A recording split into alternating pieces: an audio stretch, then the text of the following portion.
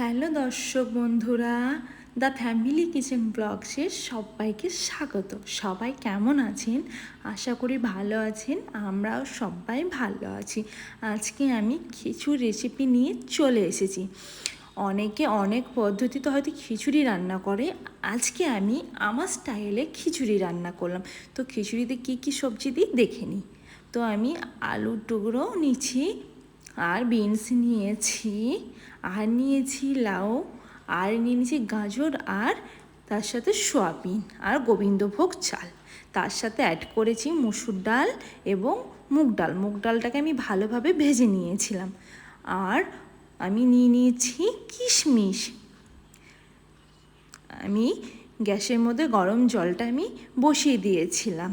এরপর আমি গোবিন্দভোগ চালটাকে ভালোভাবে ধুয়ে নিয়ে ওই গরম জলের মধ্যে আমি দিয়ে দিচ্ছি। তার সাথে আমি দিয়ে দিচ্ছি মুগ ডাল এবং মুসুর ডালটাকে ধুয়ে নিয়েছিলাম, সেটাও আমি দিয়ে দিচ্ছি। আর তার সাথে আমি অ্যাড করে দিচ্ছি সবজিগুলো। আমি আলুর টুকরো দিয়ে দিচ্ছি, আর দিয়ে দিচ্ছি গাজরের টুকরো।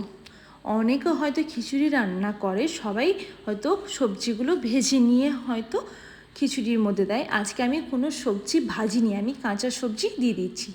আর দিয়ে দিয়েছি বিনস, আর দিয়ে দিচ্ছি লাউয়ের টুকরো। তো এই কাঁচা সবজি এইভাবে যদি খিচুড়ি রান্না করা হয়, খেতে খুব সুন্দর লাগে।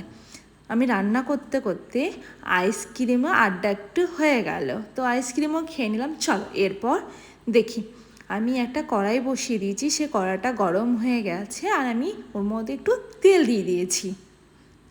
আমি তেলের মধ্যে আমি যে ভিজিয়ে রেখেছিলাম যে সয়াবিনগুলো, সেগুলো একটু ভালোভাবে ভেজে নিচ্ছি। সয়াবিনগুলো আমি লাল লাল করে ভেজে নিচ্ছি। তো সয়াবিনটা ভালোভাবে ভাজা হয়ে গেলে আমি ওই সয়াবিনগুলো আমি খিচুড়ির সাথে অ্যাড করে দিচ্ছি। কারণ খিচুড়ির মধ্যে যদি সয়াবিন দেওয়া হয়, খেতে খুব সুন্দর হয়। তো আমি সয়াবিনগুলো দেওয়ার পর আমি ভালোভাবে এটাকে মিক্স করে নিচ্ছি। তো ভালোভাবে মিক্স করে নিলাম। তো মিক্স করার পর আমি এর মধ্যে দিয়ে দিচ্ছি স্বাদ অনুযায়ী লবণ। লবণটা দিয়ে দেওয়ার পর এর মধ্যে আমি অ্যাড করছি কিশমিশ। কিশমিশটা দিয়ে দেওয়ার পর আমি এরপর ভালোভাবে মিক্স করে নিচ্ছি। কিশমিশটা মিক্স হয়ে গেলে আমি মধ্যে দিয়ে দিচ্ছি হলুদের গুঁড়ো। হলুদ গুঁড়োটা দেওয়ার পর আমি হলুদ গুঁড়োটাকেও ভালোভাবে মিক্স করে নিচ্ছি। তো চলো এরপর আমি খিচুড়ির জন্য একটু ফোড়ন তৈরি করছি। আমি কড়ার মধ্যে তেল দিয়ে দিয়েছি, আর ওই গরম তেলের মধ্যে আমি দিয়ে দিয়েছি কয়েক টুকরো শুকনো লঙ্কা, আর দিচ্ছি আমি গোটা জিরে। জিরেটা দিয়ে দেওয়ার পর আমি দিয়ে দিচ্ছি কারি পাতা, আর দিয়ে দেব দুটো তেজপাতা। এটাকে আমি ভালোভাবে ভেজে নিচ্ছি। যেহেতু এটা আমি ফোড়ন দেওয়ার জন্য তৈরি করছি, তো ভালোভাবে ভেজে নিচ্ছি। তো ভালোভাবে ভাজা হয়ে গেছে, এর মধ্যে আমি দিয়ে দিচ্ছি। দেখতেই পাচ্ছ আমি খিচুড়ির মধ্যে ফোড়নটা দিয়ে দিচ্ছি। এবার আমি ভালোভাবে মিক্স করে নিচ্ছি। তো চলো মিক্স করার পর দেখো ভালোভাবে মিক্স হয়ে গেছে। এরপর আমি অল্প পরিমাণে চিনি দিয়ে দিচ্ছি। তার সাথে আমি দিয়ে দিচ্ছি পরিমাণ মতো ঘি। ঘি দিলে রান্নার টেস্টটা খুব সুন্দর হয়, খেতেও দারুণ লাগে। তো চলো দেখো কত সুন্দর হয়ে গেছে, তাই না? দেখতেও দারুণ লাগছে। তো এরপর আমি খিচুড়ির সাথে খাওয়ার জন্য আমি বানিয়ে নিচ্ছি আলু ভাজা।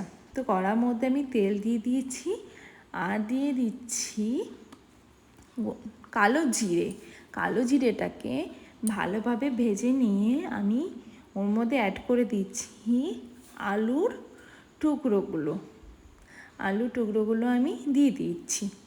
এবার ভালোভাবে আমি রান্নাটা করে নিচ্ছি। এর মধ্যে আমি অ্যাড করে দিচ্ছি লবণ পরিমাণ মতো, আর দিয়ে দেব অল্প পরিমাণে হলুদ। হলুদটাকেও আমি দিয়ে দিচ্ছি। দিয়ে দেওয়ার পর ভালোভাবে আমি এবার মিক্স করে নিয়েছি। মিক্স করে নেওয়ার পর চলো আমি একটু পর আমি দেখাচ্ছি। দেখো কত সুন্দর ভাজা হয়ে গেছে। তো এবার আমি নামিয়ে নিচ্ছি। দেখো কত সুন্দর হয়ে গেছে। নামানোর পর আমি এর মধ্যে উপর থেকে ছড়িয়ে দিচ্ছি পোস্তর দানা। আলু ভাজার মধ্যে এভাবে উপর থেকে যদি পোস্তর দানা ছড়িয়ে দেওয়া হয় খেতে দুর্দান্ত লাগে। এটা আমরা যেহেতু খিচুড়ির সাথে খাবো, খিচুড়ি খেতে আমাদের তো দারুণ লাগে। তোমাদের কার কার ভালো লাগে কমেন্টে কিন্তু অবশ্যই জানিও।